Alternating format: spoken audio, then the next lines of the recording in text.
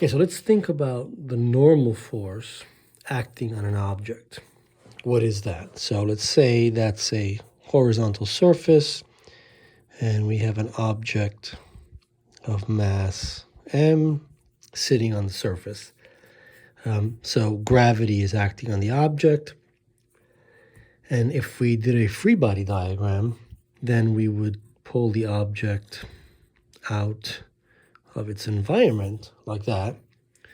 And we would put in the forces acting on it. So there's a force mg acting downwards, and there's a force upwards, right? That's not letting the object accelerate downwards, which we call the normal force.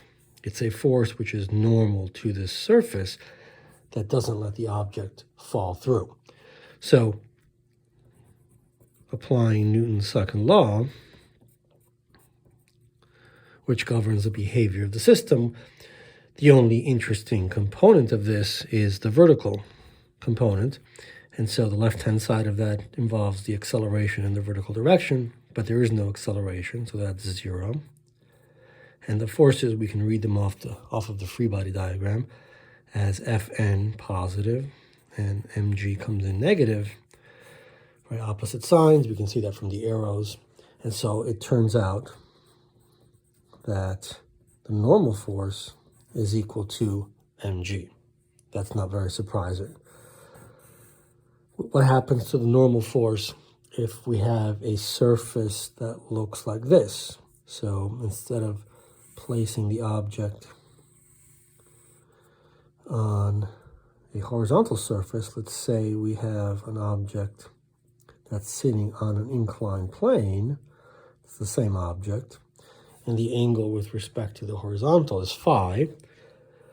In this case, the normal force, right, the object is not falling through the surface. The normal force is that way. So if we did a free body diagram, we would have a normal force this way, right, perpendicular to this surface, and we would have some force there, and we could write Newton's second law in the same way that we did there. The question is, what is that force? And that force is not the gravitational force, because the gravitational force is vertical. So the gravitational force is that way, and we want a force that is here. So we actually have a right triangle, and it's not immediately obvious that this angle here is also phi.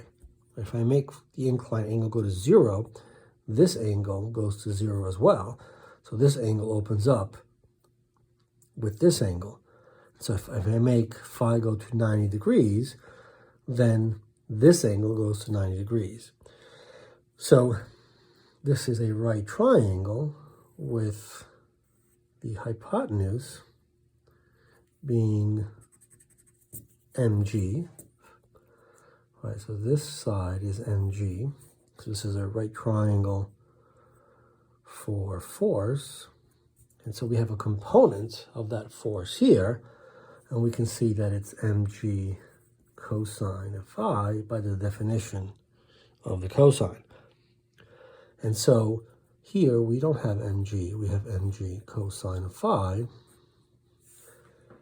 Another way to think about this is that as this angle phi goes to 0, we end up in this situation, and the component here must reduce to mg in that case. So the question is, which trig function is it that when the angle goes to 0 goes to 1? And so that's another way of saying that it must be the cosine. So we are thinking of a tilted system because the normal force is now tilted. So this could be the tilted vertical direction. And in a little bit we'll think of, because the motion can happen along the plane, then a tilted horizontal direction. But for the time being, we're just looking at the normal force. And so in this case, we can write along this tilted vertical direction, if you will, So here maybe we can say along the vertical direction, and here the tilted vertical, we get, there's no acceleration this way, right? There's no acceleration this way. The system may accelerate down the incline like that.